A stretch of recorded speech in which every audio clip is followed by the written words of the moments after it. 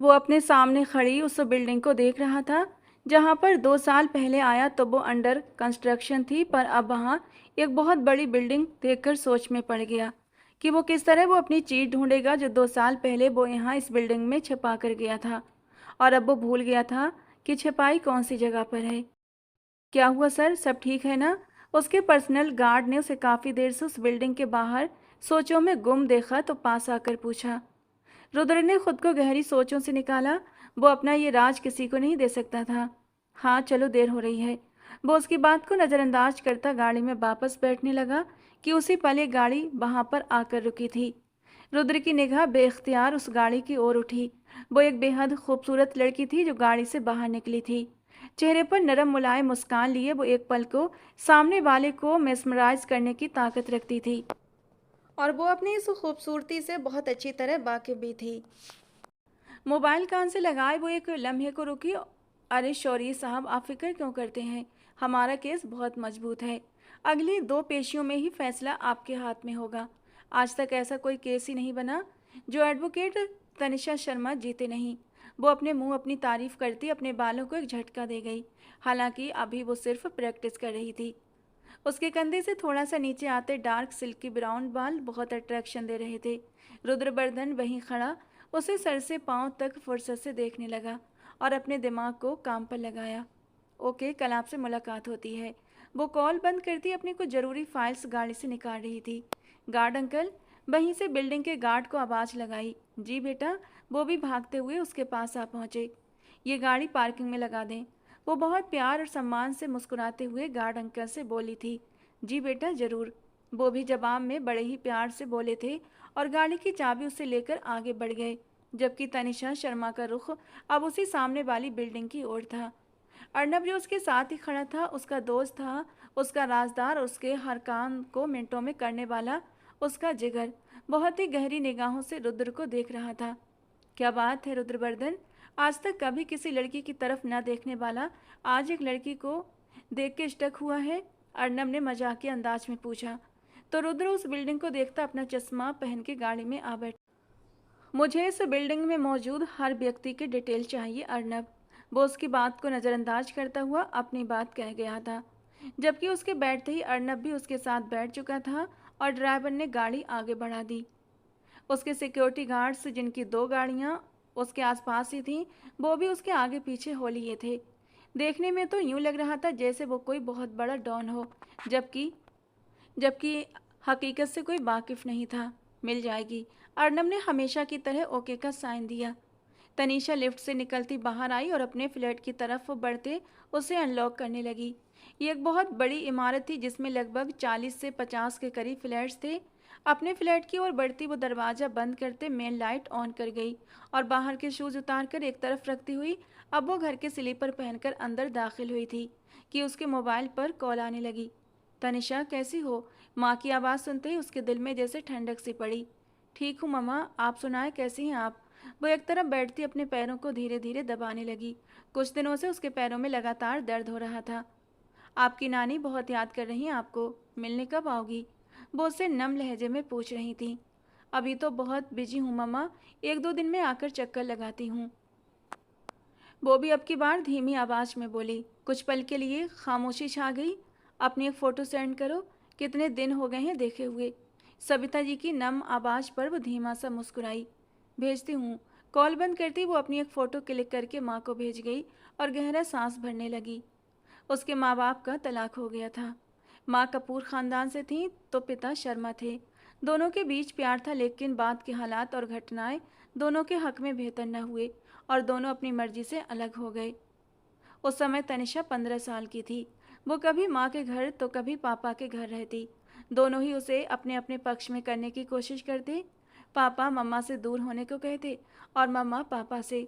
वो दोनों के बीच पिसती चली गई और फिर उसने 20 साल की उम्र में एक फ़ैसला लिया, अलग रहने का फ़ैसला, और वो इस फ्लैट में आ गई।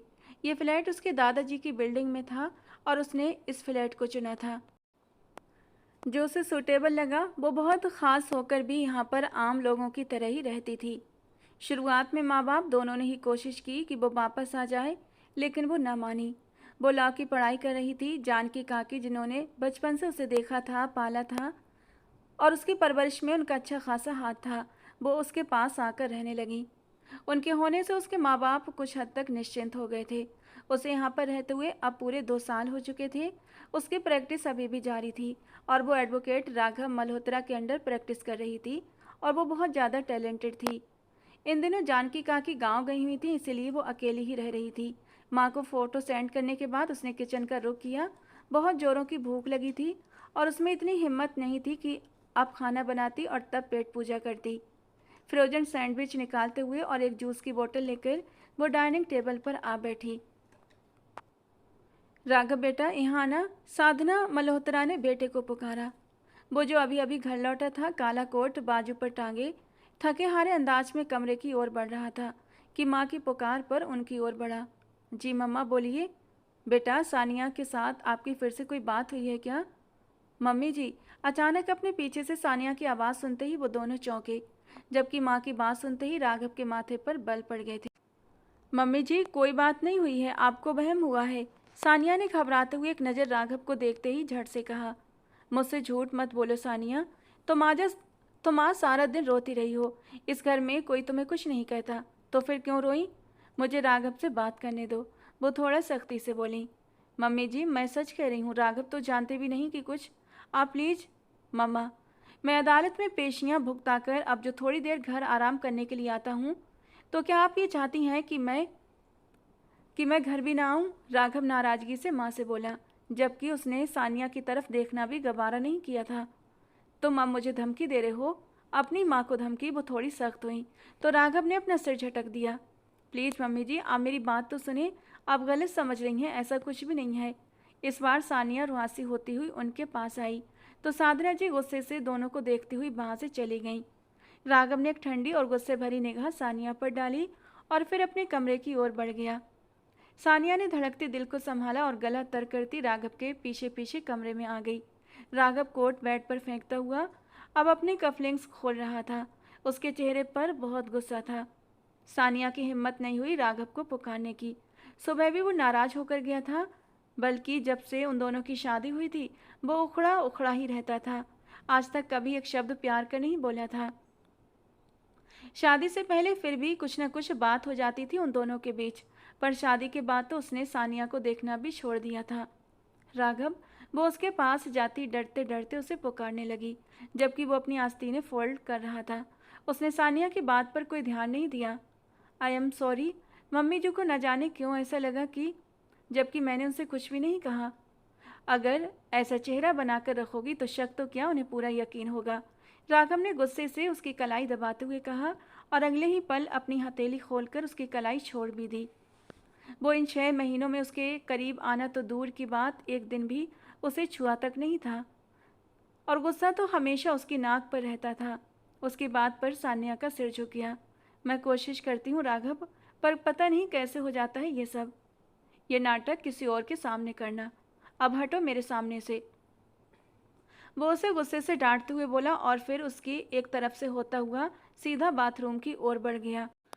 सानिया उसके पड़ोस में ही रहती थी। दोनों के घर पास पास ही थे और शादी की इच्छा राघव की माँ की थी, जो पूरी हो गई। वो आंखों में आंसू लिए कमरे से निकलकर किचन की तरफ चली गई। घर में सिर्फ उसकी सास थी। ससुर की 1 साल पहले डेथ हो चुकी थी। उस वक्त वो भी अपने कमरे में जा चुकी थी।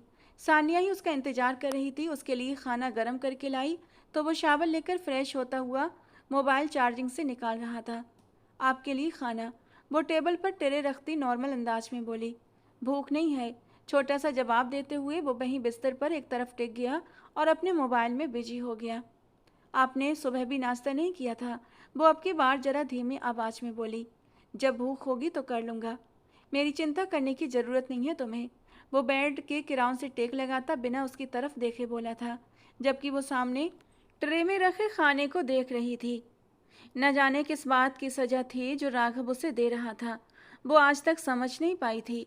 शादी के इतने महीने बाद भी वो उसके प्यार के 2 बोलों के लिए तरस गई थी। प्यार के 2 बोल बोलना तो दूर, हर वक्त वो उसके सामने जहर उगलता रहता था। कभी कभी सानिया का दिल चाहता कि वो सब कुछ छोड़कर कहीं चली जाए, लेकिन फिर दिल नहीं मानता था। यही सोचकर रुक जाती है कि राघव के बिना कैसे रहेगी। ध्यान लगाना खत्म हो गया हो तो लाइट बंद कर दो। राघव की बात पर वो एकदम से चौंकी और खाने की ट्रे उठाती लाइट बंद करके बाहर निकल आई। किचन में आकर खाने की ट्रे शेल्फ पर रखी और फिर खुद फूट फूट कर रो पड़ी। सिंक खोलकर पानी के छींटे चेहरे पर डाले और अपने आंसुओं को पानियों में छिपा दिया। वो तो उसके सामने आंसू भी नहीं बहा सकती थी, वरना वो उन आंसुओं की भी कोई गलत वजह ढूंढ लेता। इस वक्त तो रुद्रभर्दन के सामने बिल्डिंग में रहने वाले सभी लोगों की डिटेल और नक्शा उसके सामने था। रुद्र सबको सरसरी तौर पर देख रहा था और फिर नक्शा देखने लगा। अपने दिमाग पर जोर भी दे रहा था कि आखिर किस हिस्से में उसने अपनी मनचाही चीज छुपाई थी। सब कुछ माइंड में रिवाइंड करते हुए वो नक्शे की एक एरिया पर सर्कल लगा गया। मुझे इस एरिया का फ्लैट चाहिए, वो अर्नब की तरफ देखते हुए बोला। डन हो जाएगा। और अगले 2 दिनों में फ्लैट की चाबी रुद्र के हाथ में थी। वो सारी प्लानिंग अर्नब और अपने बंदों को समझाता अब उस फ्लैट में एक आम इंसान बनकर रहने वाला था। अपना कुछ जरूरी सामान उठाए वो बिल्डिंग में पहुंचा और लिफ्ट की तरफ बढ़ा। अभी वो लिफ्ट का बटन प्रेस करने ही वाला था कि वही उस दिन वाली लड़की लिफ्ट में दाखिल हुई और दरवाजा बंद होने पर बटन प्रेस किया। उसका ध्यान अपने मोबाइल पर था, जबकि रुद्र का सारा ध्यान उस लड़की पर। उसने उसे सिर से पांव तक अपनी नज़रों के फोकस में लिया हुआ था। वो खुद तो खूबसूरत थी ही, उसका फिगर भी कमाल का था। पहली बार अपनी 30 साल की जिंदगी में रुद्र का दिल अजीब लय पर धड़क उठा था। उसकी नज़रें भटक भटक कर उस हसीन लड़की का दीदार करने को मचल रही थीं, पर वो दिल को बुरी तरह डांट कर अपनी निगाहें उससे हटाए हुए था, जो उसे 2 कदम आगे खड़ी मोबाइल में गुम थी कि अचानक लिफ्ट झटके से रुक गई और अंधेरा छा गया। लिफ्ट को झटका लगने से वो अपने पीछे खड़े रुद्र से जा टकराई। रुद्र उसे यूं खुद से टच होता महसूस करके 140 वोल्ट का करंट खा गया। ये लिफ्ट को क्या हुआ? तनिषा घबराकर अंधेरे में हाथ पांव मारते हुए बोली। रिलैक्स, कोई टेक्निकल प्रॉब्लम लगती है, रुद्र ने अपनी मजबूत और धीमी आवाज में उसे संभालते हुए कहा। अंधेरी लिफ्ट के बंद माहौल में उनकी सांसें एक दूसरे से टकरा रही थीं और रुद्र का दिल, जो आज तक कभी किसी के लिए नहीं धड़का था, इस पल बेहद तेज रफ्तार से धड़क रहा था। अचानक तनिषा को ठंडा पसीना आने लगा। उसका दिल बुरी तरह घबराने लगा। वो यहाँ पर 2 साल से रह रही थी और शुरुआत में सीढ़ियों का इस्तेमाल करती थी क्योंकि उसे क्लास्ट्रोफोबिया था। लेकिन कुछ महीने पहले ही उसने लिफ्ट का इस्तेमाल करना शुरू किया था, जो लिफ्ट आज तक बंद नहीं हुई थी और हमेशा तनिषा बेफिक्र होकर लिफ्ट का इस्तेमाल करती आ रही थी। आज यूँ लिफ्ट बंद होती देख वो अपनी सांसें रुकती हुई महसूस कर रही थी। वो अपनी पीठ रुद्र के सीने से लगाए गहरे सांस ले रही थी, जबकि रुद्र बिल्कुल सुन्न खड़ा उसे खुद से टच होता महसूस कर रहा था और उसके दिल की स्पीड एकदम से तेज हो गई थी। तनिषा गहरी सांसें लेती अपना गला पकड़ने लगी तो रुद्र एकदम होश में आया। वो मुंह मोड़कर उसकी तरफ देखने की नाकाम कोशिश कर रही थी। मेरी मेरी सांस, वो रुद्र के दोनों कंधे थामे अटकती हुई सांसों के साथ बोली। रुद्र एकदम उस हसीन लड़की को देखता रहा, जबकि अब उसकी अपनी सांसें भी थमने लगी थीं। एकदम से लिफ्ट में वाइब्रेशन सी हुई तो रुद्र ने बेख्तियार उसकी कमर में हाथ डालकर उसे अपने सीने से लगा लिया। तनिषा की नरम धड़कनें उसके सख्त सीने से टकराईं और ये मखमली एहसास रुद्र को एक अलग ही दुनिया में ले गया। वो लड़की एकदम से उसके हवास पर छाने लगी थी। मेरी सांस, उसकी आंखें बंद होने लगी थीं। रुद्र ने उसका चेहरा दोनों हाथों में थाम कर अपने चेहरे के करीब किया। 1 इंच के फासले पर उसका चेहरा रखकर उसका मुंह खोलता हुआ वो उसे अपनी गर्म सांसें देने लगा, जबकि होठों से होठ जरा भी टच नहीं हुए थे। वो गहरी सांसें लेती उसकी तरफ झुकने लगी, जैसे कोई मरता हुआ इंसान सांसों को खींचना चाहता हो। लेकिन जैसे ही वो सांसों के लिए रुद्र के ऊपर झुकी, रुद्र ने अपना चेहरा पीछे कर लिया। वो किसी भी कीमत पर उसके होठों को छू नहीं सकता था। उसकी कमर से हाथ हटाकर वो मोबाइल की टॉर्च ऑन करने लगा। मुझे सांस नहीं आ रही प्लीज़, वो रो रही थी सांसों के लिए, जबकि रुद्र उसकी आंखों में आंसू और लहजे में तड़प देखता बिना किसी रिएक्शन के खड़ा रहा। वो उसे कोई रिस्पॉन्स ना देता देख उसके सीने पर हाथ मार गई, जैसे वो उससे लड़ रही हो। थक हार कर आंखें मूंदे वो उसके सीने पर सिर रखकर गिर गई। इससे पहले कि वो नीचे जमीन पर गिरती, रुद्र ने होठ भींचते हुए उसे कमर से थामकर खुद से लगा लिया। कुछ ही सेकंड्स में लिफ्ट ऑन हो गई थी और रोशनी हर तरफ फैल गई। वो लिफ्ट से निकलता उसे अपनी बाहों में भरे अपने ही फ्लैट की तरफ बढ़ा, जबकि उसका बैग वो एक हाथ में थामे हुए था। फ्लैट खोलने के लिए उसने उस लड़की को एक हाथ पर ही उठा लिया था और अंदर ले जाकर बिस्तर पर लिटा दिया। उसके हसीन रूप को देखता हुआ वो फिर से होठों का कोना दबाते हुए अपनी नजरें चुरा गया। उसका सारा सामान एक तरफ रखता हुआ वो दरवाजा लॉक करके मुड़ा। मोबाइल पर अर्नब से बात करता हुआ वो बालकनी की तरफ बढ़ गया, जहां से बाहर का नज़ारा बेहद खूबसूरत दिखाई दे रहा था। काफ़ी लंबी बात करने के बाद वो कमरे में आया तो तनिषा अभी भी बेहोश पड़ी थी। वो उसे नज़रअंदाज करता हुआ बाथरूम में शावर लेने चला गया। शावर लेकर वो स्किन कलर का बाथरोब पहने बाहर निकला और बैग से अपने कपड़े निकालने लगा। ब्लैक ट्राउजर और ब्लैक हुडी लेकर वो आईने के सामने जा खड़ा हुआ और अपने बालों को सुखाने लगा। एक बार फिर पलट कर देखा तो वो अभी तक बेहोश थी। लगता है आज वकील साहबा को होश में नहीं आना। सिर झटकता हुआ वो वापस बाथरूम की ओर बढ़ा और ड्रेसअप होकर बाहर निकला। अब की बार तनिषा को होश आ रहा था। वो सामने सोफे पर टांग चढ़ाए बैठा उसे गहरी नज़रों से देख रहा था। मैं कहाँ आ गई? ये मेरा फ्लैट तो नहीं है। वो खुद से बड़बड़ाती हुई एकदम सामने बैठे शख्स को देखने लगी। तनिषा को उस पर बेतहाशा गुस्सा आने लगा और वो बिस्तर से उठकर उसके सामने जाकर खड़ी हुई। आपको कोई एहसास है आज आपने मेरे साथ कितना गलत किया? वो माथे पर बल डाले बोली, जबकि रुद्र बिना किसी रिस्पॉन्स के उसे एकटक देख रहा था। आपके अंदर इंसानियत है या नहीं? एक मरते हुए इंसान के लिए आपकी कोई रिस्पॉन्सिबिलिटी है या नहीं? दांत पीसकर बोलती वो रुद्र के माथे पर बल ले आई। शर्म आनी चाहिए आपको। उसे लगातार चुप देखती हुई वो अपने आखिरी शब्द बोलकर वहां से मुड़ी ही थी कि रुद्र ने एक ही झटके में उसे अपनी पकड़ में ले लिया और उसके लबों के पास जाकर अपने होठों को 1 इंच के फासले पर रोक दिया। तनिषा का दिल उछलकर हलक में आ गया। पथराई नजरों से वो रुद्र को देखती रह गई, जिसकी नज़रों में अब की बार गुस्सा था।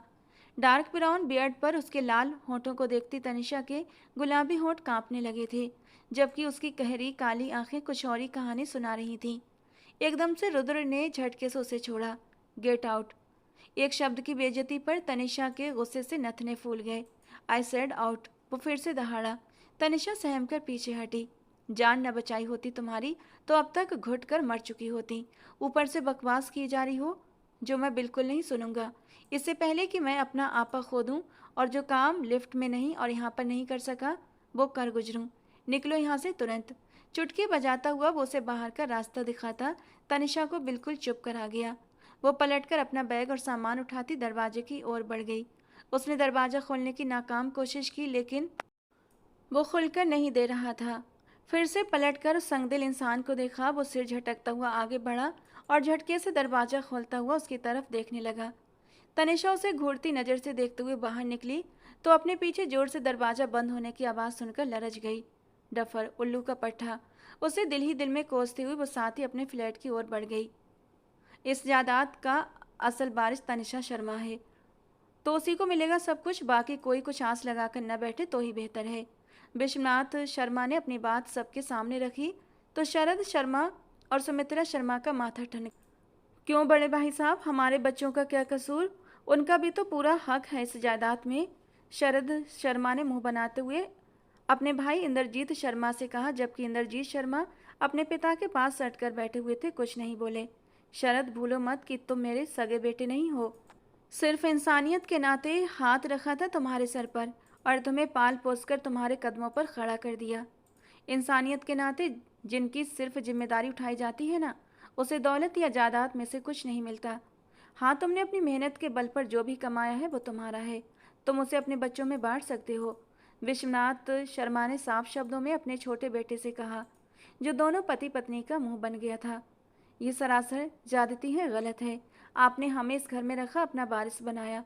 इसका मतलब ये तो नहीं कि अब जायदाद बांटने की बारी आए तो आप हमें उठाकर साइड में कर दें। शरद शर्मा ने फिर से मुद्दा उठाने की कोशिश की। मैं फैसला कर चुका हूँ शरद, चाहे कानूनी हो या धार्मिक, दोनों सूरतों में इस जायदाद में तुम लोगों का कोई हिस्सा नहीं बनता। सब कुछ तनिषा का है और उसी को मिलेगा। बड़े बेटे, मुझे मेरे कमरे में पहुंचा दो। वो अपनी जगह से उठते हुए अपने बड़े बेटे की तरफ मुड़कर बोले तो इंद्रजीत शर्मा ने फौरन उन्हें सहारा देते हुए उनके कमरे में पहुंचाया। ये हालत है, अब देखिए हमें इस घर से कब निकाला जाता है। सुमित्रा जी ने गुस्से से अपनी जगह से खड़े होते हुए कहा तो शरद शर्मा गुस्से में लंबे लंबे कदम बढ़ाते वहां से बाहर निकल गए। विश्वनाथ शर्मा के दो बेटे थे, इंद्रजीत शर्मा और शरद। लेकिन इंद्रजीत शर्मा उनके सगे बेटे थे और शरद शर्मा को उन्होंने अपनी बहन से गोद लिया था और उसे अपना बेटा बनाया था, क्योंकि उनकी अपनी बहन जवानी में ही विधवा होकर उनके घर आ गई थी और शरद भी उसी घर में पलने लगा। उसे विश्वनाथ शर्मा ने अपना नाम तो दिया, उसकी बहुत अच्छे से परवरिश की, शिक्षा दिलवाई, लेकिन अब जब जायदाद बांटने का समय आया तो उन्हें साफ शब्दों में एक तरफ कर दिया, जो शरद शर्मा और सुमित्रा जी को बिल्कुल रास नहीं आया। उनकी दो संतानें थीं, जयंत और सृष्टि शर्मा, जबकि इंद्रजीत शर्मा की एक ही बेटी थी, तनिषा शर्मा, जो अभी यहाँ पर फिलहाल मौजूद नहीं थी। इस धन दौलत और जायदाद के लिए अब न जाने क्या से क्या होने वाला था, कोई नहीं जानता था। क्या बात है सर, आज आप कुछ ज़्यादा ही गुमसुम लग रहे हैं। तनिषा, जो राघव के साथ एक केस डिस्कस कर रही थी, लेकिन राघव का ध्यान उस केस पर नहीं था।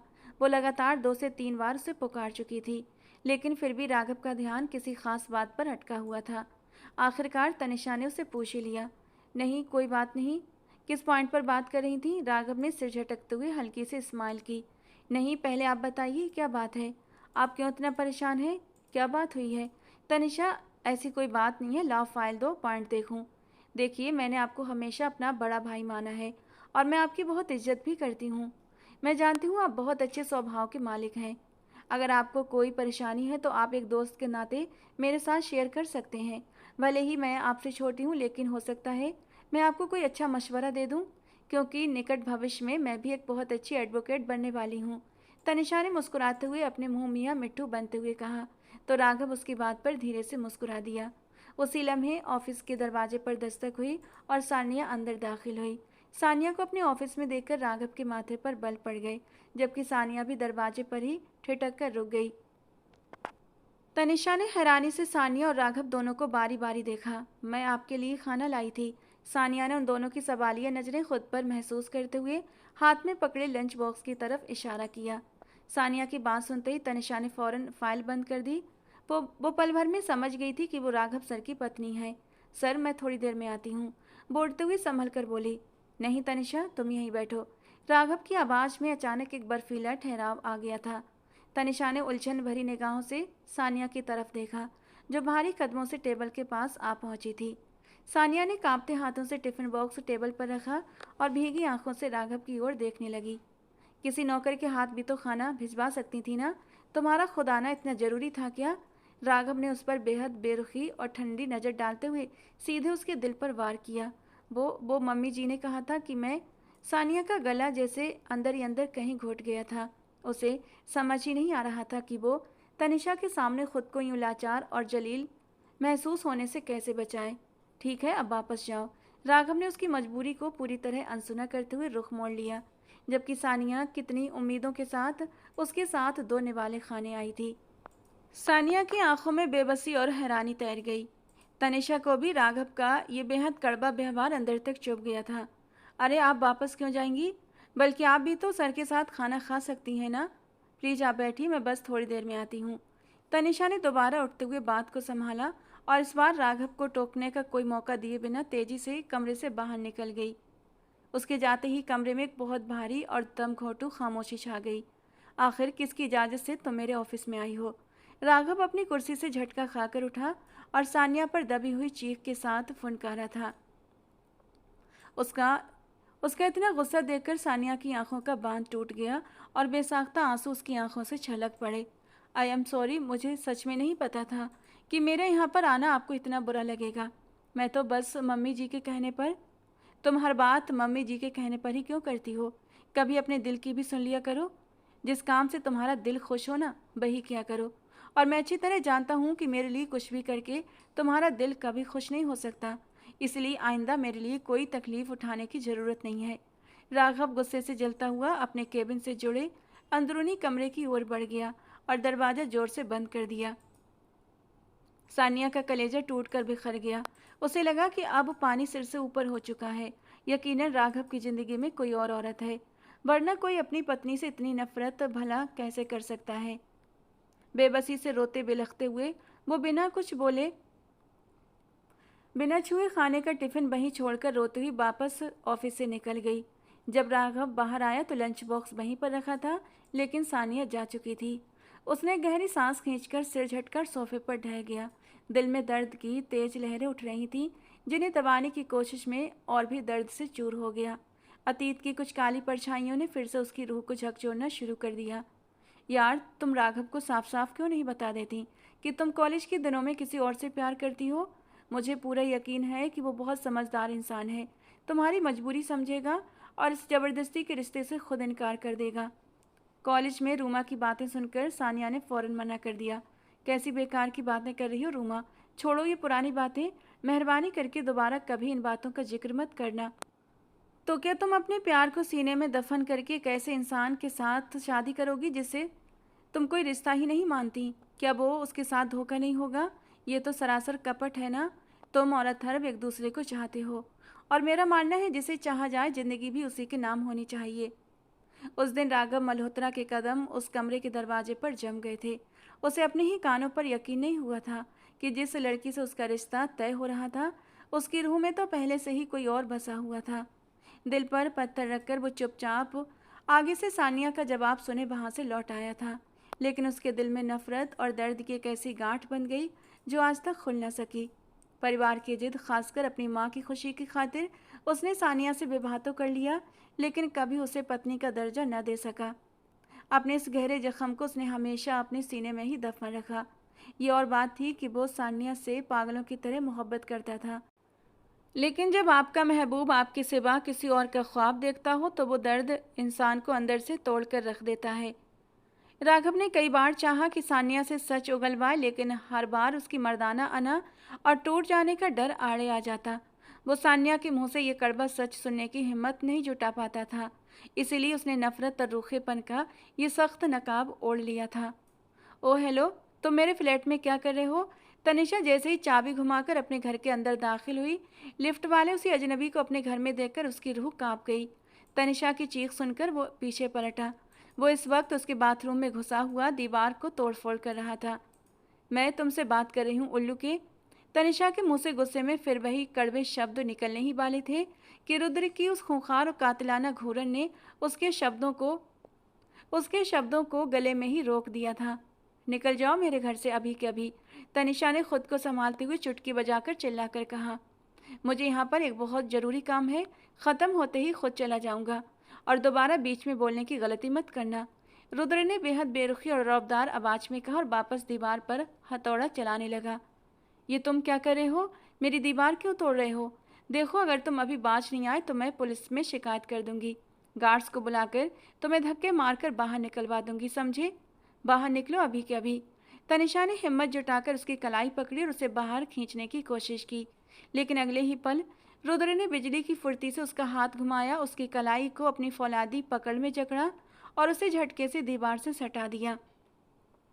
आखिरी बार कह रहा हूँ, मेरे मामलों से दूर रहो।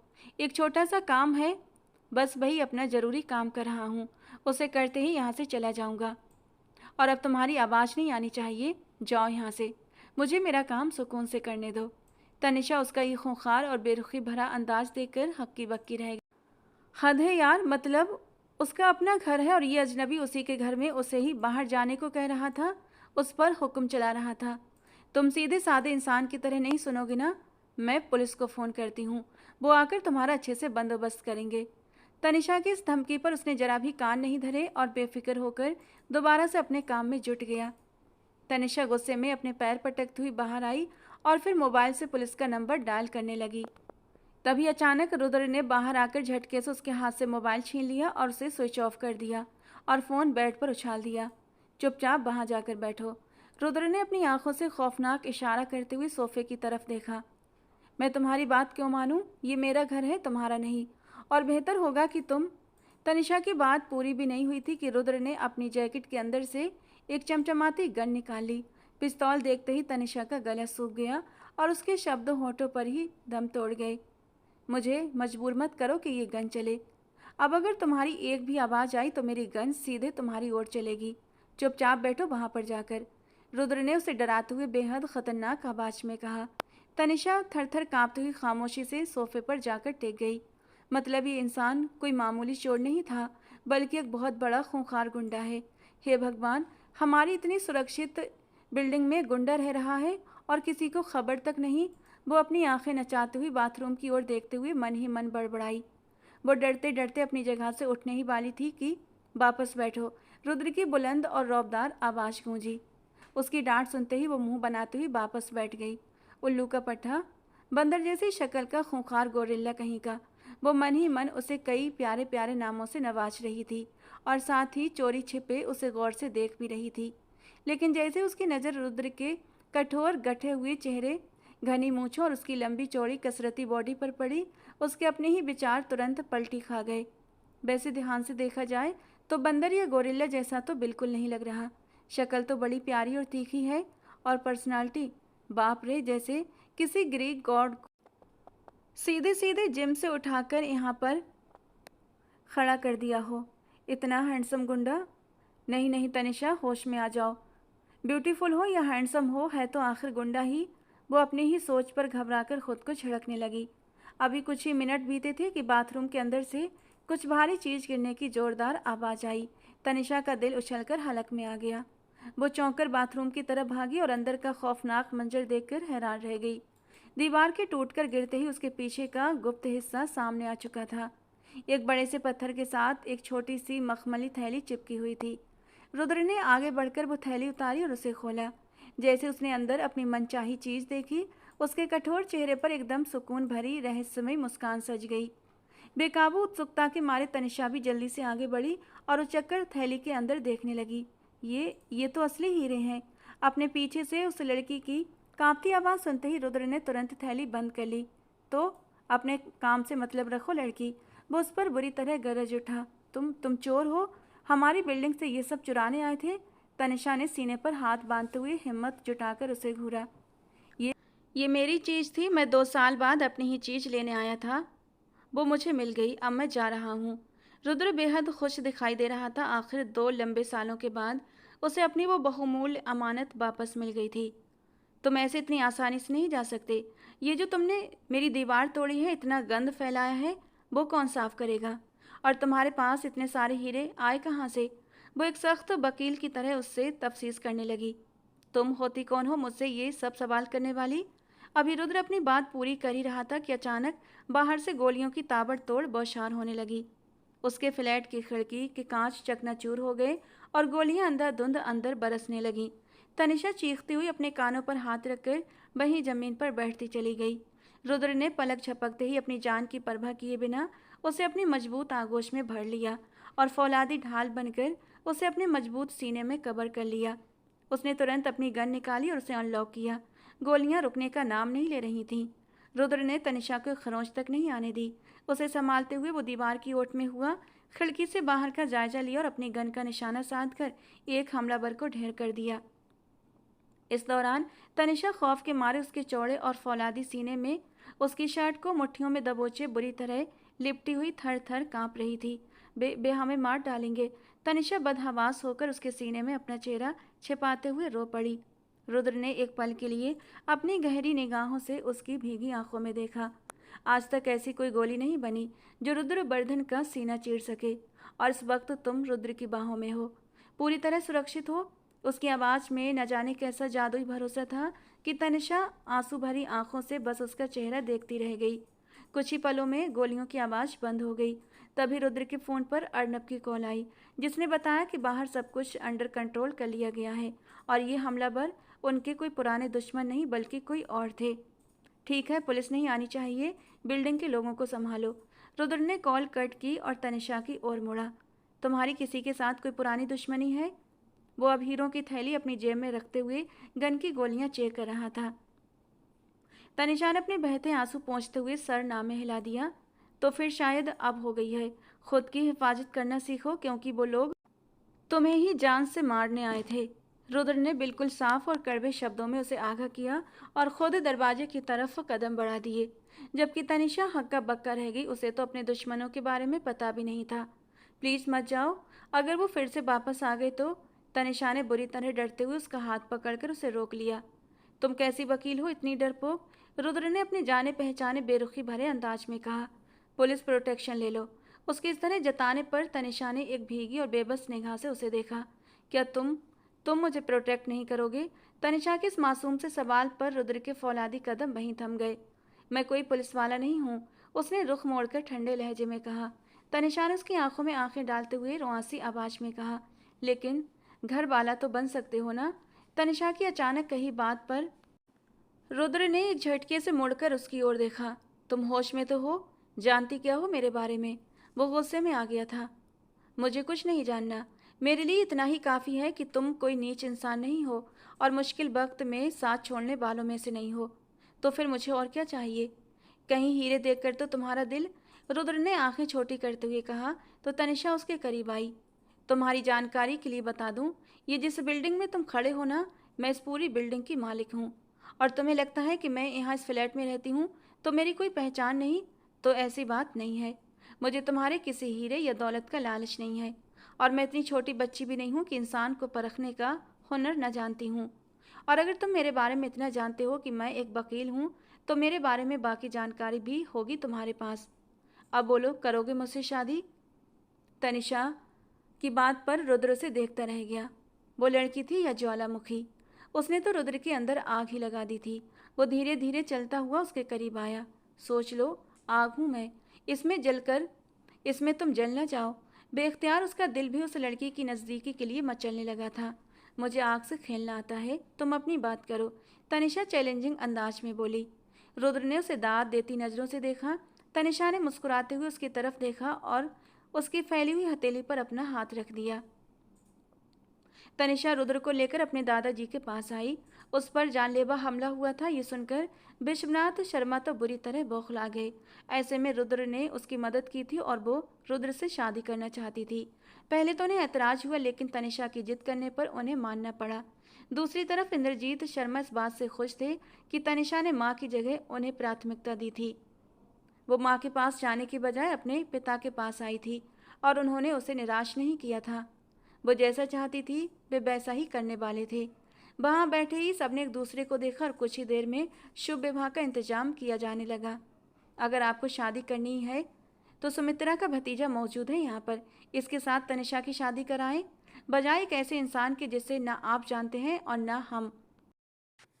शरद शर्मा ने विरोध करते हुए कहा, चाचा जी, आपका जानना इतना जरूरी नहीं है। मैं अच्छे से जानती हूँ शादी मुझे करनी है, आपके लिए ये बात काफ़ी है। तनिषा के यूँ दो टूक जवाब देने पर शरद शर्मा तिलमिलाकर रह गए। कोई बात नहीं, आज बच गई तो फिर एक और हमले के लिए तैयार रहना, इस बार नहीं बचोगी, वो दिल ही दिल में तनिषा से बोले थे। मंडप में शादी जी ने मंत्रों के साथ अग्नि को साक्षी मानकर फेरों की रस्म शुरू करवाई। तनिषा और रुद्र ने एक दूसरे का हाथ थामकर पवित्र अग्नि के चारों तरफ 7 फेरे लिए और हमेशा साथ निभाने के वचन दिए। फेरे पूरे होने के बाद पंडित जी के कहने पर रुद्र ने तनिषा की मांग में सिंदूर भरा और उसके गले में मंगलसूत्र पहना दिया। जैसे ही शादी की रस्में पूरी हुई, वहां मौजूद सभी बड़े बुजुर्गों ने दोनों को पर फूल बरसाए और उन्हें सुखी जीवन का आशीर्वाद दिया। तभी पंडित जी ने बर पक्ष की ओर से मिलने वाले नेग और बरी का जिक्र करते हुए कहा, इंद्रजीत जी, परंपरा के मुताबिक लड़के वालों की तरफ से दुल्हन के सम्मान और बरी के लिए 10 लाख रुपये तय किए गए थे। पंडित जी, इस नेक की रकम बढ़ा दीजिए। अचानक रुद्र की भारी आवाज गूंजी तो मंडप में एकदम सन्नाटा छा गया। क्या मतलब बेटा?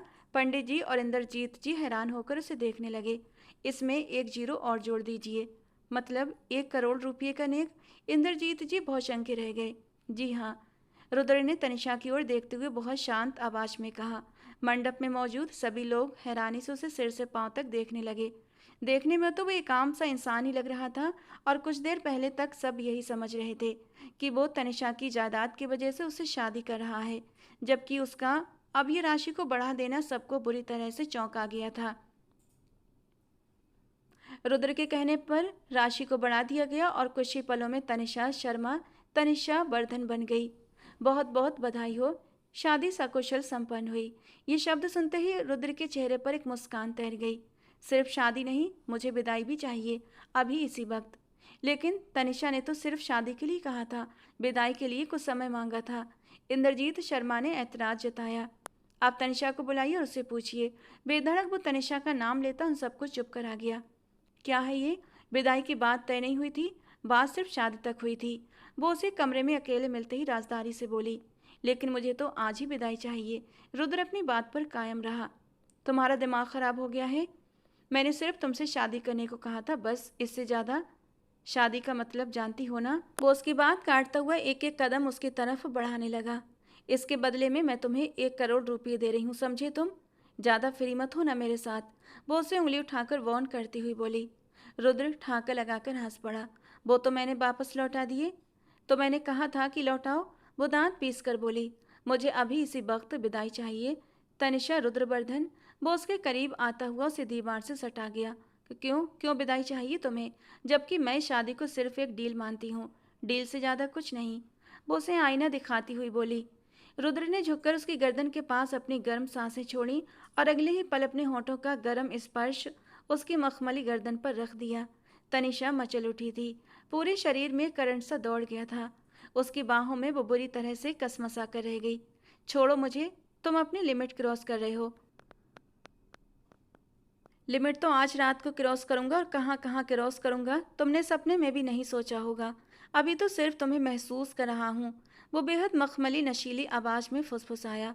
और रही बात डील की, तो डील कागजों पर होती है तनिषा, लेकिन शादी के बाद जो पहली रात आती है ना, वो कागजों पर नहीं, मखमली बिस्तर पर मनाई जाती है। तनिषा का दिल एक पल के लिए तेजी से धड़क उठा, लेकिन खुद को संभालते हुए बोली, ज़्यादा बकवास की तो मुंह तोड़ दूंगी तुम्हारा। वो उसके हाथ पर जोर से काटती हुई उसे धक्का दे गई थी, जबकि वो उस कटखनी बिल्ली का जख्म अपने हाथ पर देखते हुए उस जख्म पर अपने होंठ रख गया और उसे बड़ी गहरी नज़रों से निहारने लगा। कुछ ही दिन में कुछ ही दिन में ये लड़की उसे बड़ी अपनी अपनी सी लगने लगी थी। पर अब जब शादी हो गई तो वो भला उसे दूर क्यों रहता? मुझे तुम पर भरोसा नहीं है। तुम मुकर रहे हो अपनी बात से। याद रखना, जिस तरह मैंने ये शादी की है उसी तरह ख़त्म भी कर सकती हूँ। रुद्र की आंखों में एक शरारती और गहरा आकर्षण तैर गया। उसने उसकी पतली कमर को अपने हाथों के शिकंजे में कसते हुए उसकी आंखों में देखा। ख़त्म करने की बात तो बाद में सोचेंगे मेरी जान। फिलहाल तो मुझे अपनी शादी की इस पहली रात को यादगार बनाना है। तुम्हारी इस लाल रंग में रंगे होठों से लेकर तुम्हारी इन महकती हुई सांसों तक, हर एक चीज़ पर आज की रात सिर्फ मेरा हक होगा। उसकी इस बेबाक और बोल्ड बात को सुनकर तनिषा का चेहरा शर्म और गुस्से से लाल हो गया। उसके पास बोलने के लिए शब्द ही नहीं बचे। और जो बात तुमने अभी कही ना, कि शादी को ख़त्म करना है, तो करके दिखाओ शादी को ख़त्म। तुम्हारे पूरे ख़ानदान को मौत के घाट उतार कर यहीं उनकी कब्रें बनाकर न दफना दिया तो मेरा नाम भी रुद्रवर्धन नहीं। वो जहरीले और सख्त लहजे में बोलता तनिषा को एकदम चुप करा गया था। और फिर वही हुआ जैसा रुद्र ने चाहा। तनिषा ने उससे सिर्फ शादी की डील की थी। उसे पता चल गया कि उसके दादाजी और पिताजी मिलकर उसे किसी के साथ विदा करने वाले थे। दूसरी तरफ उसकी माँ ने भी उसका रिश्ता देख लिया था। दोनों की इस जंग में वो पिसने वाली थी। इसीलिए जब रुद्र उसे मिला और जिस तरह उसने उसकी जान बचाई, उसने रुद्र के साथ डील कर ली और बदले में 1 करोड़ रुपये का ऑफर दिया था। पर अब रुद्र इस शादी के दम पर धमकी देकर विदाई ले रहा था। तनिषा ने खामोशी से विदाई की इजाज़त दे दी, जिस पर उसके पापा को गुस्सा तो बहुत आया, लेकिन वो इस बात से ही खुश थे कि उनकी बेटी ने उन्हें प्राथमिकता दी है। माँ के बजाय वो पिता के घर से विदा हो रही थी। फ़ोटो खींचकर उन्होंने तनिषा की माँ को भेज दी, ताकि उन्हें भी पता चले कि उनकी बेटी आज आज उन्हें भूल चुकी है। राघव जब कमरे में आया तो सानिया अपना सामान बैग में रख रही थी। अब सानिया के सब्र का बांध टूट चुका था। वो अब उस इंसान के साथ और नहीं रह सकती थी, वरना घुट घुट कर मर जाती। इसलिए उसने बिना किसी को बताए यहाँ से जाने का प्लान बनाया था। वो नारी निकेतन जा रही थी। माँ बाप के घर जाती तो वो समझा बुझाकर वापस भेज देते, जबकि अब उसे राघव के साथ रहना ही नहीं था।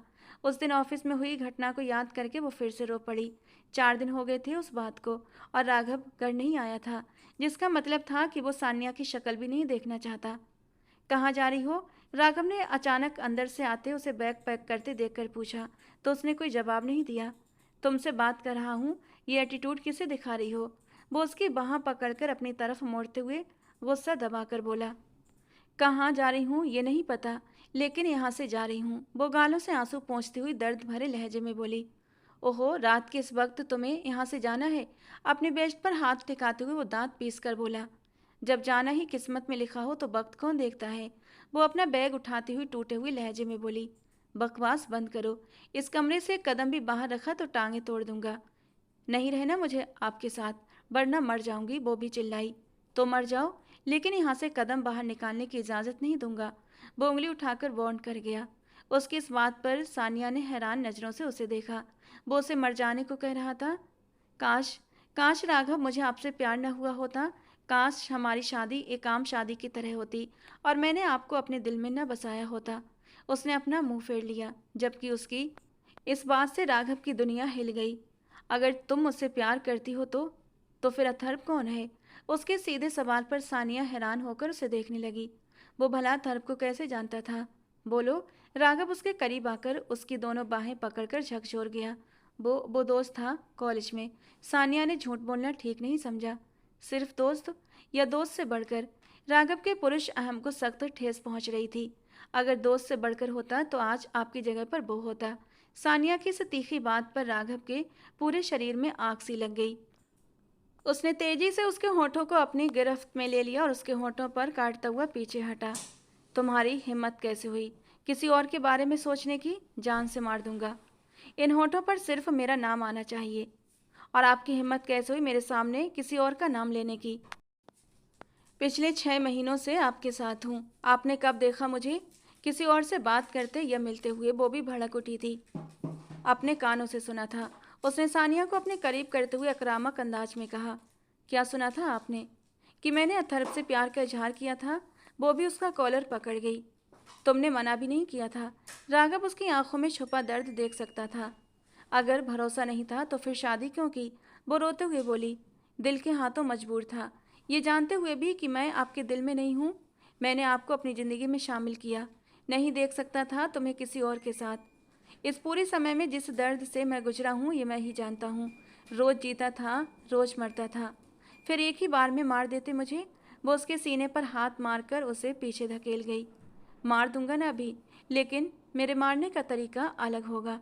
वो उसे खींचकर अपनी बाहों में भर गया था और फिर से उसके होठों पर झुक गया। छोड़िए मुझे। जब भरोसा ही नहीं है तो मेरे पास क्यों आ रहे हैं? मुझे नहीं रहना आपके पास। वो रोते हुए अंदाज में बोली। लेकिन मुझे तो तुम्हारे साथ ही रहना है। उसके प्यार के इस इजहार के बाद राघव की रूह को एक सुकून मिला था। उसे बिस्तर पर लिटाते हुए उसने उसका चेहरा अपनी तरफ मोड़ा, जो अभी भी मुंह फुलाए बैठी थी। इधर देखो मेरी तरफ। वो हक से उसे अपनी तरफ मोड़ रहा था। मुझसे प्यार करती हो ना? तो मुझे जताओ भी। वो उसके गाल पर काटता हुआ फिर वहीं पर अपने होंठ भी रख गया। आप जख्म भी खुद देते हैं और फिर मरहम भी लगाते हैं, तो सुकून ज़्यादा मिलता है ना? वो प्यार भरे लहजे में उसकी बात काटते हुए बोला। आपको सच में मुझ पर भरोसा नहीं है ना? वो फिर से वहीं पर अटकी हुई थी।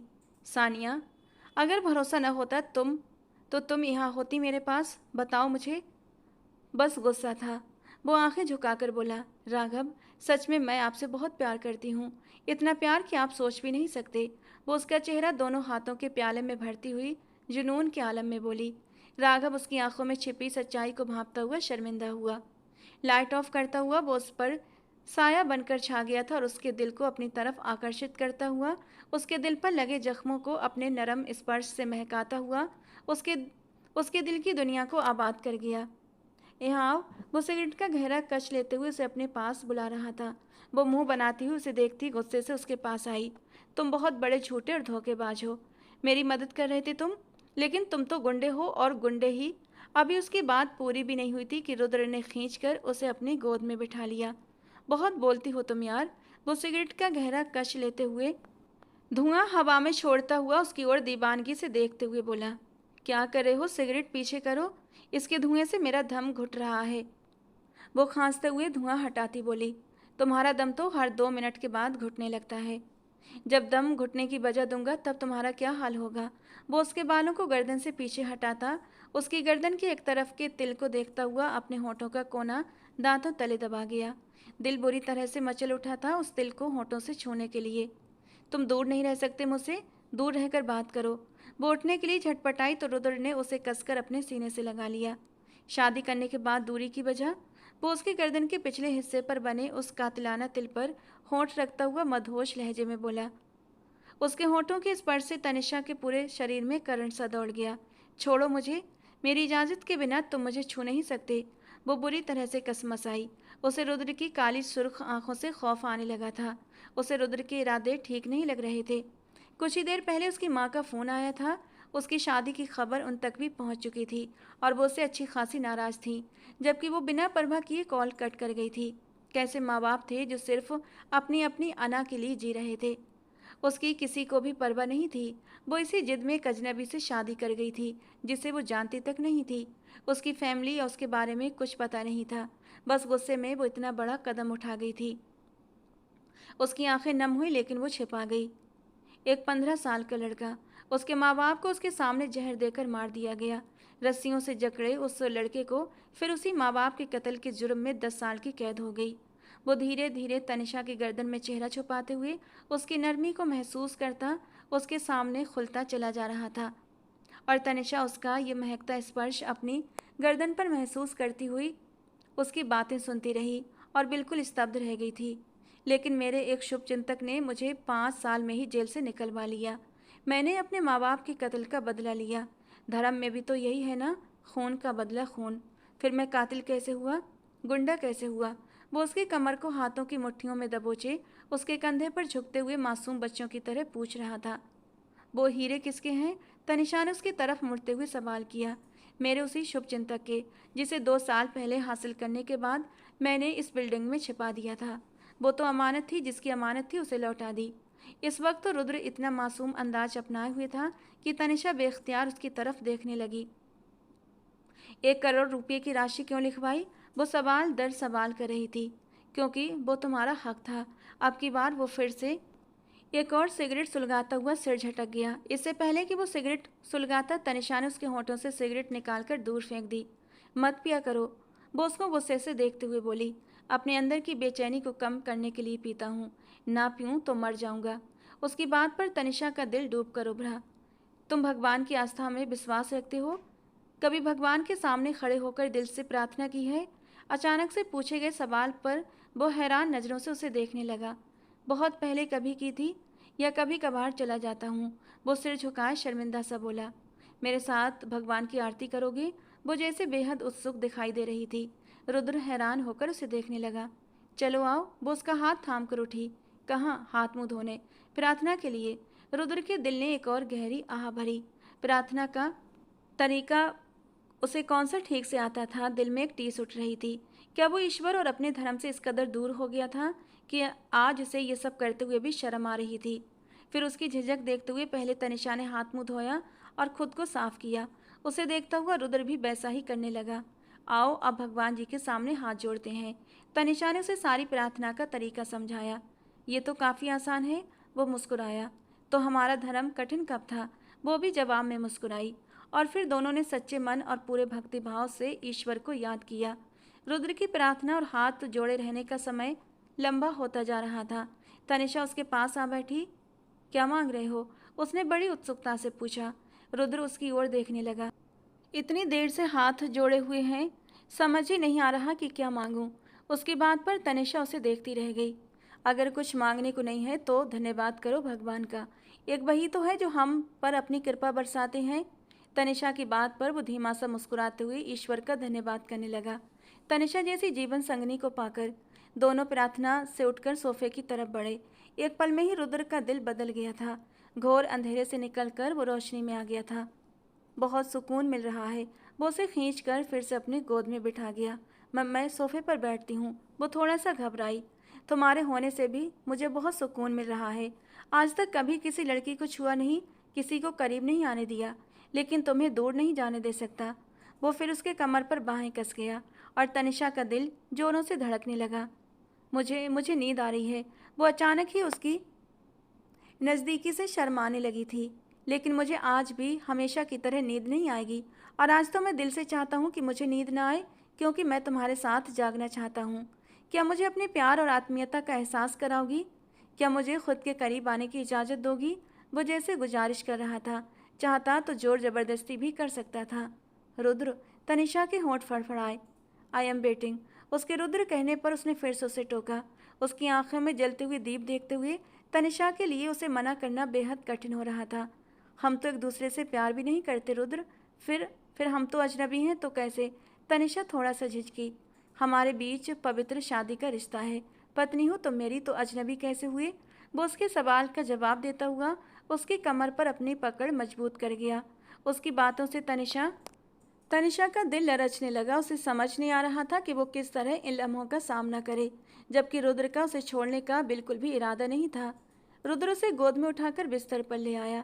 धीरे से उसे तकिए पर लिटाते हुए वो उसके हाथों की उंगलियों में अपनी उंगलियां उलझा गया और जरा सा करीब होते उसके नरम कांपते होठों को अपने होठों से छू गया। तनिषा की सांसें गहरी हो रही थीं। वो उसकी आंखों में देखने की हिम्मत नहीं जुटा पा रही थी। फिर उसने उसके माथे पर अपने होंठ प्यार से रखकर उसे सम्मान दिया। मुझे इजाज़त दो तनिषा, अब खुद पर और काबू नहीं रख सकता। वो जज्बात की शिद्दत से पागल हो रहा था। आंखों में लाली उतर आई थी, आवाज़ गहरी हो गई थी। उसकी दीवानगी धीरे धीरे बढ़ती जा रही थी। इजाज़त है रुद्र, लेकिन वो शायद डर रही थी। लेकिन से आगे कुछ मत सोचो तनिषा, बस महसूस करो और इन खूबसूरत पलों को एंजॉय करो। उसकी इजाज़त मिलते ही वो कमरे की लाइट्स ऑफ करता हुआ उस पर पूरी तरह छा गया। तुम्हारी इन धड़कनों ने मुझे पहली मुलाकात में ही घायल कर दिया था। जब तुम लिफ्ट में मुझसे आकर टकराई थी तो इनका एहसास मेरे सीने पर हुआ था, जो सीधा दिल पर जाकर लगा था। उसकी धड़कनों को बिरा से आज़ाद करते वो बड़ी मदहोशी से उन्हें अपने हाथों से धीरे धीरे सहलाते हुए खुद को सुकून दे रहा था। कमरे में तनिषा की दबी दबी सिसकियां गूंजने लगी थीं, लेकिन उसकी ये बात सुनते ही वो बड़े गुस्से से बड़ी बड़ी आंखें करके उसे घूरने लगी। बड़े ही बेशर्म हो, बिना किसी जायज़ रिश्ते की तुम्हारी हिम्मत कैसे हुई मुझे इतनी गहराई से देखने की? भगवान का धन्यवाद करो और गहराई में नहीं गया था, वरना तुम तो मेरे होठों से ही चिपकी जा रही थी। अपनी लिफ्ट वाली हरकत याद करते तनिषा एकदम से शर्मिंदा हुई। वो तो मेरी तबीयत अचानक से ख़राब हो गई थी इसलिए, वरना आज तक कोई मर्द मेरे करीब नहीं आया। आज तक मतलब? वो उसके नरम पेट को मुट्ठी में जोर से दबाते हुए शरारत भरे अंदाज में बोला। मेरा मतलब है तुमसे पहले। जबकि रुद्र अब पूरी तरह बहकता जा रहा था। उसके हाथ धीरे धीरे तनिषा के बेली बटन से होते हुए नीचे की ओर सरकने लगे थे कि एक झटके से तनिषा ने उसका हाथ रोका। तुम लिमिट क्रॉस कर रहे हो रुद्र, ज़्यादा बेशर्मी दिखाई तो मुझसे बुरा कोई नहीं होगा। तनिषा धड़कते दिल से लेकिन ऊपर से गुस्सा दिखाते हुए बोली। बेशर्मी तो आज खुलकर दिखाऊंगा मिसेज रुद्रवर्धन, रोक सको तो रोक लो। वो एक ही झटके में उसे हर चीज़ से आज़ाद करता उसके ऊपर आया था और अब तो चाहकर भी तनिषा उसे रोक नहीं पा रही थी। वो उसके हर नाजुक हिस्से पर अपनी मनमानियाँ करता जा रहा था और उसके दिए इस शिद्दत भरे स्पर्श पर तनिषा बुरी तरह तड़प उठती थी। उसकी बेशर्म गुस्ताखियों के आगे हथियार डालते हुए वो खुद को उसे सौंप गई थी। उसकी बाहों में पिघलती इन खूबसूरत पलों पर मदहोश होती वो इन पलों को महसूस करने लगी थी। गुजरती रात में वो दो अजनबी एक दूसरे से हमेशा के लिए एक हो गए थे। राघव और सानिया को एक साथ नीचे सीढ़ियों उतरते देख रुक्मणी देवी के चेहरे पर मुस्कान आ गई। सानिया का खिलता मुस्कुराता चेहरा देखकर वो समझ गई कि दोनों के बीच अब सुलह हो गई है। आ जाओ बच्चों, कब से इंतजार कर रही थी तुम दोनों का। नाश्ता आज तुम दोनों की पसंद का बनाया है, वो बड़े प्यार से बोली। मम्मी जी मैं परोसती हूँ। रुक्मणी जी को नाश्ता लगाते देख अचानक सानिया बोली तो वो मुस्कुराते हुए अपनी जगह पर वापस बैठ गई और सानिया नाश्ता परोसने लगी। भगवान का धन्यवाद है, मैंने सानिया के चेहरे पर भी मुस्कान देखी। वो खुशी से तृप्त होकर मुस्कुराई थी। ईश्वर ने चाहा तो अब ये हमेशा यूं ही मुस्कुराती रहेगी मम्मी जी। राघव की बात पर सानिया की पलकें शर्म से झुकी जा रही थीं। उसका प्यार भरा अंदाज वो रात को ही देख चुकी थी। उसकी दीवानगी और उसका जुनून वो रात को महसूस कर चुकी थी। अब जल्दी से मुझे खुशखबरी भी सुना दो, मुझे जल्दी से दादी बना दो। उनकी बात पर सानिया को पानी पीते वक्त एकदम से गले में पानी का हिस्चू लगा। राघव ने उसकी पीठ सहलाई। क्या हुआ सानिया बेटा, ठीक हो? रुक्मणी जी परेशान हो गई। जी जी मम्मी जी मैं ठीक हूँ, वो गहरी सांस भरते हुए बोली, जबकि राघव के होठों पर एक नटखट मुस्कान तैर गई थी। क्या ख्याल है, आज रात फिर से ट्राई करते हैं? शायद इसी महीने मम्मी को खुशखबरी सुना दें। वो शरारत से उसके कान में फुसफुसाया तो सानिया का चेहरा शर्म से लाल हो गया। मुझे तुमसे ये उम्मीद नहीं थी तनिषा, तुमने अपनी माँ को धोखा दिया है। इस वक्त वो रुद्र के साथ अपनी माँ के पास आई हुई थी, जो उससे बेहद नाराज दिखाई दे रही थी। उन्होंने रुद्र से बात करना भी जरूरी नहीं समझा था। मम्मी, ये पापा की नहीं मेरी अपनी पसंद है। तनिषा की बात पर वो उसे घूर कर रह गई। तो यहाँ आकर शादी करती, वहाँ क्यों गई? उनकी बात अब भी वहीं पर अटकी हुई थी, क्योंकि विवाह के लिए पिता का आशीर्वाद और कन्यादान जरूरी था। मुझे पापा के पास ही जाना पड़ा। आपसे कहती वहाँ आने को तो क्या आप आ जाती? बोल्टा उनसे सवाल करने लगी। मैं मर जाऊं लेकिन उनकी शक्ल भी न देखूं, जाना तो बहुत दूर की बात है। सुमित्रा जी ने नफरत से कहा। इसीलिए आपको नहीं बताया। वो अपनी जगह से उठकर खड़ी हुई तो रुद्र भी उसके साथ खड़ा हो गया। आप और पापा ने हमेशा हमेशा अपनी ज़िंदगी अपनी मर्जी से जी है। मेरी किसे परवाह थी, ना आपको और ना ही पापा को। आप मेरी शादी अपनी पसंद से करवाना चाहती थीं और पापा पापा अपनी पसंद से। इसीलिए मैंने अपनी पसंद को प्राथमिकता दी। तनिषा ने रुद्र का मजबूत हाथ थामा। रुद्र उसके लिए अजनबी जरूर था, लेकिन रात को उसके संग गुजरे पलों के बाद दोनों एक दूसरे के शरीर पर अपना हक जमा चुके थे, अपनी मोहब्बत की मोहर लगा चुके थे। वो उसे अपना अपना सा लगने लगा था, और इतना अपना कि अब उसके लिए रुद्र हर रिश्ते से ऊपर हो गया था। ये शादी के उन पवित्र वचनों की ताकत थी जो उन दोनों के बीच थे। वो रुद्र के साथ अपनी ज़िंदगी जीना चाहती थी। वो ये भी जानती थी कि उसके रिश्तेदार जायदाद के लालच में एक बार फिर उस पर वार करेंगे, और इसका हल भी उसने सोच रखा था। अब रुद्र के साथ उसका रुख अपने दादा दादी के घर की तरफ था। जहाँ जाते उसने सारी जायदाद जो उसके नाम हुई थी अपने दादाजी को वापस कर दी। लेकिन बेटा, ये तो सब तुम्हारा हक है। दादाजी को वो बहुत प्यारी थी, लेकिन उसकी माँ स्वीकार्य नहीं थी। हक तो मेरे बहुत सारे थे दादाजी, जिन्हें न पापा ने अदा किया न मम्मी ने। उनके बिना जी लिया न मैंने, आगे भी जी लूँगी। मेरे लिए ये धन दौलत जायदाद कोई मायने नहीं रखते। मायने रखते हैं तो सिर्फ रिश्ते, और वो जो दिल से निभाए जाएं। और दादाजी, एक बात कहूँ, अगर दिल से रिश्ते निभाए जाएं तो अजनबी भी अपने बन जाते हैं, लेकिन जहाँ दिल ही ना हो निभाने का, वहाँ अपने भी पराए हो जाते हैं। वो रुद्र का हाथ थामकर बाप की दहलीज भी पार कर गई। वो उसके साथ गाड़ी में आकर बैठी तो चेहरे पर एक सुकून फैला हुआ था। रुद्र ने उसे अपने सीने से लगाया और उसके माथे पर होंठ रख दिए। कुछ दिन बीतने के बाद तनिषा जब अपने वकालत के सिलसिले में अपने सर राघव के ऑफिस पहुंची, तो उसने बिना झिझक के सीधे केबिन का दरवाज़ा खोल दिया। लेकिन दरवाज़ा खोलते ही जो दृश्य उसकी आंखों के सामने आया, उसे देखकर उसकी सांसें थम गईं और उसने झट से घबराकर अपनी आंखों पर अपने दोनों हाथ रख लिए। सामने राघव ने सानिया को अपनी बाहों में कसकर भींच रखा था। उसका एक हाथ सानिया की मखमली कमर पर टिका हुआ था, और दूसरा हाथ बहुत ही आहिस्ता से, बेहद मोहब्बत और दीवानगी के साथ सानिया के गुलाबी होठों को अपने अंगूठे से सहला रहा था। दोनों की आंखें एक दूसरे में डूबी हुई थीं। अचानक तनिषा के आने की आहट पर हड़बड़ाकर राघव ने खांसते हुए फौरन सानिया को खुद से अलग किया। तनिषा ने झेंपते हुए आंखें हटाईं और झट से बोली, सॉरी सर, शायद मैं गलत वक्त पर आ गई। तनिषा के मन में जो पहले ये गलत फहमी बैठी हुई थी कि राघव और सानिया के बीच अब कुछ भी ठीक नहीं है और वो अलग होने की कगार पर हैं, वो भ्रम आज इन दोनों को यूं बेहद करीब और प्यार में डूबा देखकर पूरी तरह से दूर हो गया था। उसका दिल खुशी से भर गया। अरे नहीं तनिषा, आओ। राघव खुद को संभाल चुका था। वो आगे बढ़कर बहुत ही गर्मजोशी और प्यार से सानिया के गले मिली। जब तनिषा ने अपनी शादी की बात बताई तो राघव और सानिया बहुत खुश हुए। राघव ने बड़े भाई की तरह मुस्कुराते हुए उसे दिल से मुबारकबाद दी। थोड़ी ही देर बाद जब रुद्र अपनी गाड़ी लेकर तनिषा को पिक करने ऑफिस के बाहर आया, तो एक हैरान करने वाला इत्तेफाक सामने आया। राघव और रुद्र एक ही कॉलेज में एक ही क्लास में साथ पढ़ते थे। पुरानी यादें ताज़ा होते ही दोनों ने बहुत गर्मजोशी से एक दूसरे को गले लगाया। जब रुद्र और तनिषा जाने लगी तो राघव ने आगे बढ़कर झूठी धमकी देते हुए कहा, रुद्र, मेरी बहन का हमेशा ख्याल रखना, वरना किसी केस में ऐसा उलझाऊंगा कि ज़िंदगी भर निकल नहीं पाओगे। मैंने तनिषा को हमेशा अपनी सगी बहन माना है, इसे कोई तकलीफ नहीं होनी चाहिए। साथ ही उन्होंने सानिया की तरफ से रुद्र और तनिषा को अपने घर पर डिनर की खास दावत दी और हंसते हुए विदा किया। वो मुस्कुराते हुए सानिया के करीब आया और उसकी आंखों में झांकते हुए सीधे उसके कांपते हुए गुलाबी होठों पर अपनी नज़रें टिका दी। उसकी मदहोश आवाज़ गूंजी, तो फिर कहाँ थे हम? सानिया का दिल जोर जोर से धड़कने लगा। उसने अपनी हल्की सी कांपती हुई हथेलियों से राघव के चौड़े और मजबूत सीने पर हल्का सा धक्का दिया और शर्माते हुए अंदाज में बोली, जो कुछ भी करना है वो बेडरूम में जाकर करना। यहाँ ऑफिस में ऐसी कोई इजाज़त नहीं है मिस्टर राघव। इतना कहकर वो खिलखिलाकर हंसती हुई वहाँ से भाग निकली, जबकि राघव वहीं खड़ा रह गया। उसने अपने घने बालों में हाथ फेरा और उसके जाते हुए कदमों को देखता रहा। उसके चेहरे पर एक गहरी सुकून भरी मुस्कान थी। आज उसके दिल का हर बोझ उतर चुका था। वो गलतफहमियाँ और दूरियाँ जो कभी उनके रिश्ते की दीवार बन गई थीं, हमेशा के लिए मिट चुकी थीं, और उसे उसकी ज़िंदगी की सबसे बड़ी मोहब्बत पूरी शिद्दत के साथ वापस मिल चुकी थी। तो दोस्तों, आज की हमारी कहानी आपको कैसी लगी कमेंट बॉक्स में ज़रूर बताना। पसंद आई हो तो प्लीज़ लाइक करना। ऐसी और रोमांटिक कहानियों के लिए हमारे चैनल के साथ बने रहें।